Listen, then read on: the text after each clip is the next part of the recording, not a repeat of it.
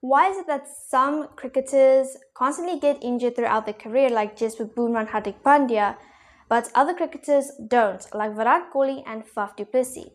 Well, this is all due to fitness. Cricket as a sport is very demanding, and playing a match for 1 to 5 days isn't a joke and puts a lot of stress on our bodies.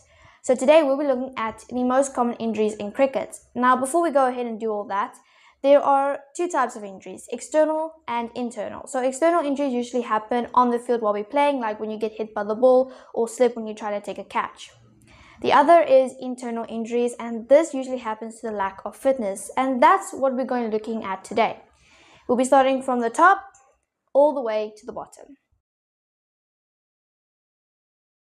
Firstly, we have the neck. No, it doesn't matter which side you're facing, you're constantly looking one direction. If you look at the neck, there's a lot of muscles, and all those muscles are designed to keep our head straight.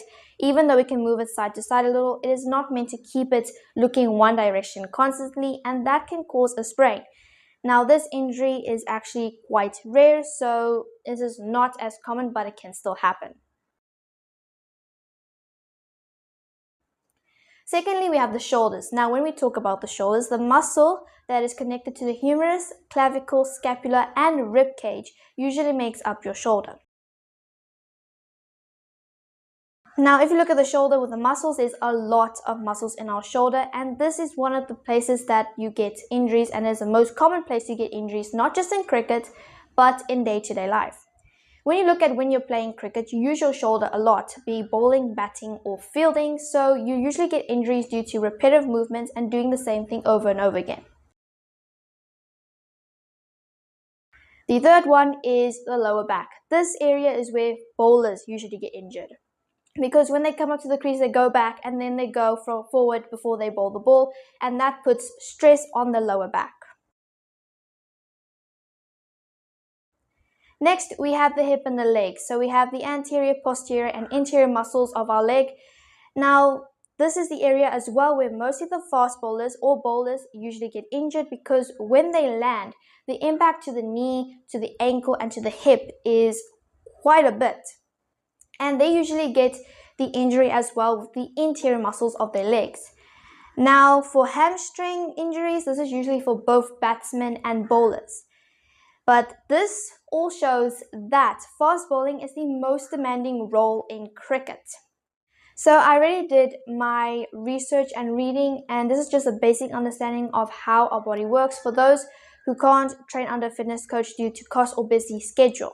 Now, I already did a easy and quick full body workout routine video. You can go ahead and check it. In future videos, we'll be looking a little more in depth at the injuries and the exercises to strengthen those muscles. I will be using those exercises, and you can as well. You can just adjust them to your needs or schedule.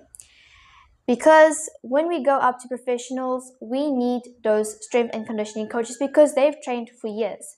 Now remember, it's not just fitness that's a key to a long and good cricket career, but also diet, because those two things go hand in hand. So you can't just focus on your cricket skills, because if you want to become a professional cricketer, you gotta have a strict fitness routine and diet, because that is what helps us to perform at our best.